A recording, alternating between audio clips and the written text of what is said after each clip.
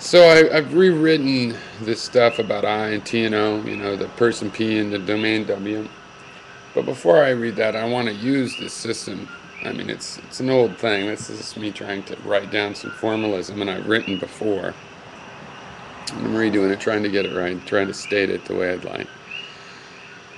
But somebody's PM'd me about an issue that brought up the issue of guilt, or maybe I projected it in there because I've been thinking about guilt. And I've been thinking about it in terms of this way of thinking process. So, the part of the purpose of this model is to get ways of thinking that feel like things you would call ways of thinking, like guilt. I think guilt is a way of thinking about certain input, which input perceptions. It doesn't process just all input perceptions in the sense that some it's inert towards. It's like if you don't have any obligations in that situation, then you don't feel any guilt. And someone can feel guilt about something that someone else feels inert about. Right? So you take these feelings of obligation, or you failed some choice you had that you made wrong, and it produces an output. And I think the output's generally self-flagellation. You feel bad and you have this pit in your stomach. And really, I think it's an exaggeration. As I was saying, this person that PM'd me, it's an exaggeration of, the feeling of being found out, worrying about being found out. And I'm not a big fan of guilt because I think there's natural feelings of responsibility and regret that occur in the human mind, biologically. And when you feel guilt, you basically feel off the hook for that. If you have some dogma that you're following, it lets you off the hook for a lot of guilt you would otherwise feel. Like people do horrendous acts, and acts of genocide. And their principles and their dogma let them off the hook. And meanwhile, they feel guilty about other weird stuff. And I don't think it's a coincidence. I think the guilt is there to present you with a big threat of guilt from associated with that dogma, that the dogma will then let you off the hook for.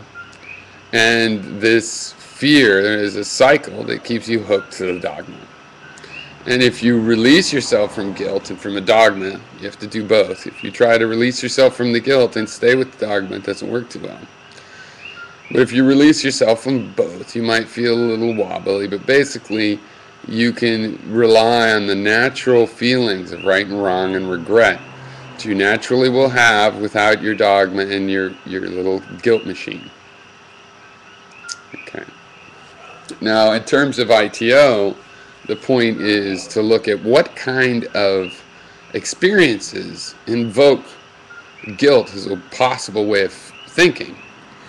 What are the outputs of those experiences? And then to think of other ways of feeling responsible for misdeeds besides guilt that could also be T. And how would they deal with the same input? Would they create the same output? And I think no. I think there's a very natural kind of biological system for behaving morally and ethically that we can tap into. It might be stronger or weaker in various people, but we can tap into it ourselves and in other people and communicate and get a very solid sense of what those things are without having a dogma attached to it, or without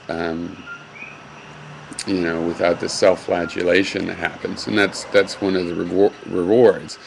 And if we're thinking if guilt is a good thing, people are like, sometimes it's like, well, how would we, of course you should feel guilty for this bad thing.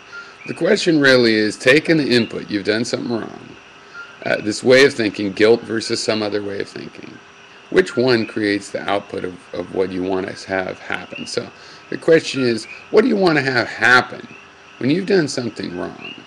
What do you want to have happen? Okay, and that'll tell us what way of thinking you need to have based on the input.